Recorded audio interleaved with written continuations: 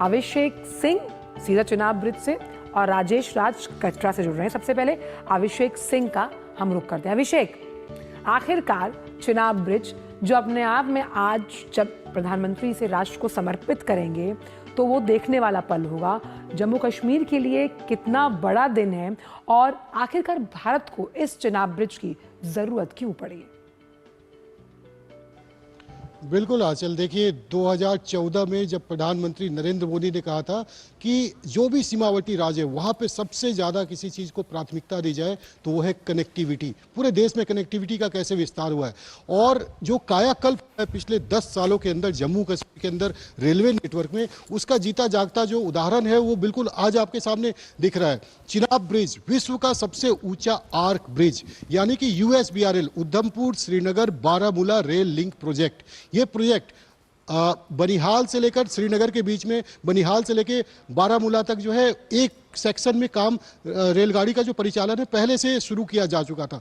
ये 117 किलोमीटर का जो सेक्शन है यानी कि कटरा से लेकर के आपके संगलदान तक का ये सेक्शन बचा हुआ था और इसमें बहुत चुनौतियां थी। एक तो ये सिस्मिक जोन 5 में आता है यानी कि भूकंप के बड़े झटके यहाँ कभी भी आ सकते हैं। दूसरा, इस पे जो ज्यादातर टनल्स है और टनल्स की लंबाई भी जो है 3 किलोमीटर 2 किलोमीटर से लेकर 12.77 किलोमीटर की तक की टनल है। T50 जो टनल है वो तकरीबन 12.77 किलोमीटर का, यानी कि आप ये समझिए कि टनल बनाने में कितना वक्त लगता है। और साथ साथ इसके अलावा जो ब्रिज है अंजी ब्रिज, या मैं इस वक्त जहां चिनाब ब्रिज पे मौजूद हूं, ये चिनाब ब्रिज इंजीनियरिंग भारतीय रेल इंजीनियरिंग का इसे मार्बल कहा जा सकता है। आप समझिए कि एफिल टावर से भी 35 मीटर ऊंचा, और इसको बनाने में आर्क ब्रिज, यह विश्व का सबसे ऊंचा आर्क ब्रिज।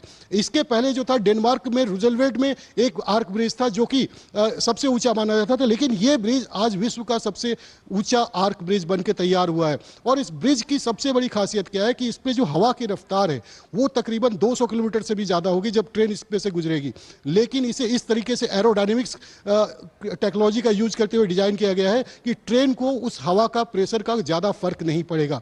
साथ साथ इसके अलावा भी जो रफ्तार है, जो इस ब्रिज के ऊपर से जब रेलगाड़ी गुजरेगी तो वो भी 75 से 100 किलोमीटर की रफ्तार पे ट्रेन आराम से इस पे फर्राटा भरते हुए दौड़ेगी।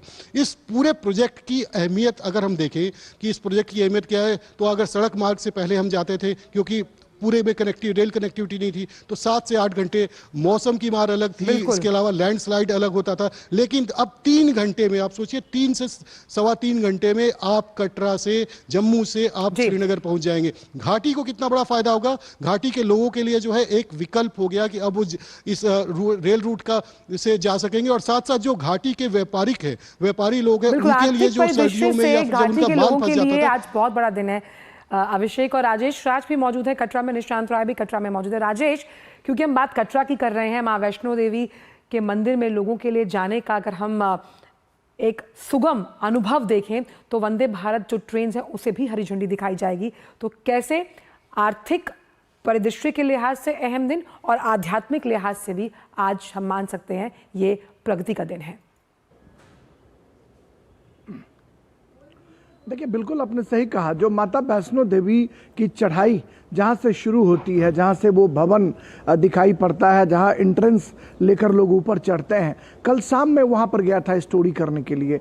जब वहाँ पर हमने लोगों से बातचीत करी, हमने उनसे पूछा कि आखिर माता वैष्णो के दर्शन के लिए आप देश भर से लोग यहाँ पहुँचते हैं, लेकिन श्रीनगर के लोग सीधे तौर पर कटरा नहीं आ पाते थे या कटरा के लोग श्रीनगर नहीं जा पाते थे। तो उन तमाम लोगों ने प्रधानमंत्री नरेंद्र मोदी को थैंक्स कहा और कहा कि जिस तरीके से घाटी को उन्होंने पर्वतीय इलाकों को उन्होंने कहीं ना कहीं जो मैदानी इलाकों से जोड़ने का एक भगीरथ प्रयास किया है, इसकी सराहना की जानी चाहिए। और निश्चित तौर पर जिस वंदे भारत ट्रेन का हम जिक्र कर रहे हैं वो अन्य ट्रेनों से कैसे खास है उसका जिक्र भी हम आपको संक्षेप में करना चाहेंगे कि देश भर में वंदे भारत ट्रेनों का परिचालन हो रहा है, लेकिन जो कटरा से श्रीनगर और श्रीनगर से कटरा तक की यात्रा जो ट्रेन करेगी, उस ट्रेन में आज मैं ट्रैवल करूंगा, जो पहली खेप जाएगी उसमें, उसकी खासियत यह है कि जो बर्फबारी के दौरान भी शीशे कई बार चटक जाते हैं, ट्रेनों के खिड़कियों जो हैं,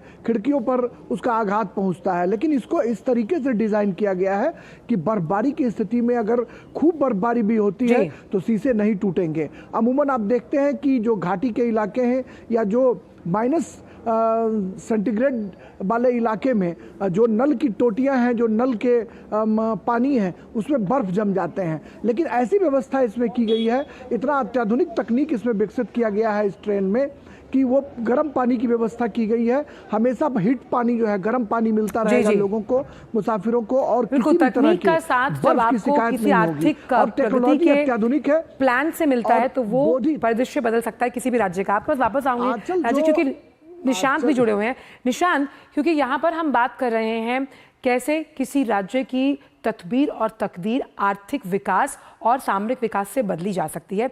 अगर हम चिनाब ब्रिज के बाद जो तमाम अन्य परियोजनाएं हैं जिनका शिलान्यास प्रधानमंत्री आज करने वाले हैं, कितना बड़ा प्रगति का सूचक आप इसे मानते हैं घाटी के लिए?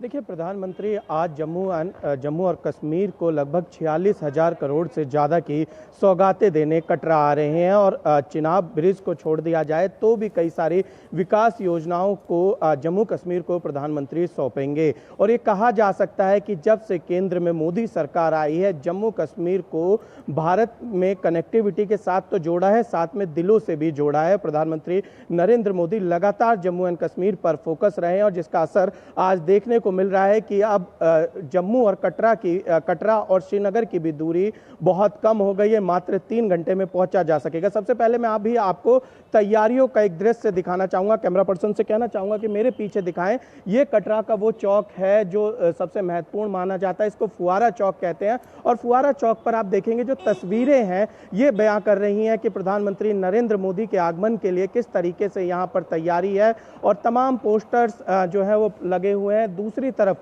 सुरक्षा व्यवस्था यहाँ पर बढ़ा दी गई है। किसी भी जो वाहन है अगर वो प्राइवेट है तो उनको इस चौक से आगे नहीं जाने दिया जा रहा है। और ये जो ये जो रास्ता है ये रैली की तरफ जाता है जहाँ पर स्वागतम लिखा है, जहाँ पर प्रधानमंत्री रैली को संबोधित करेंगे। यहाँ पर भी सुरक्षा व्यवस्था बढ़ा दी गई है। हालांकि श्रद्धालु जो हैं वो लगातार यहाँ पर आ रहे हैं और श्रद्धालुओं जो है दर्शन करने के लिए जा रहे हैं, उनको किसी भी प्रकार की प्रशासन के द्वारा परेशानी नहीं होने दी जा रही है। लेकिन दूसरी तरफ अगर बात की जाए तो रैली की तैयारी अभी फिलहाल कटरा में जोरों पर है। जी, बहुत बहुत शुक्रिया आप तीनों का तमाम जानकारियों को हमसे साझा करने के लिए। और हमारे दर्शकों को बताएं कि हम करीबन 10 बजे से एक नॉन स्टॉप कवरेज दिखाएंगे कि जिसमें ये जो चिनाब ब्रिज है या तमाम जो अन्य परियोजनाएं जो समर्पित की जाएंगी जम्मू और कश्मीर के लिए, वो कैसे बदलाव की एक नई गाथा लिखेगी। बहुत बहुत शुक्रिया आप तीनों का।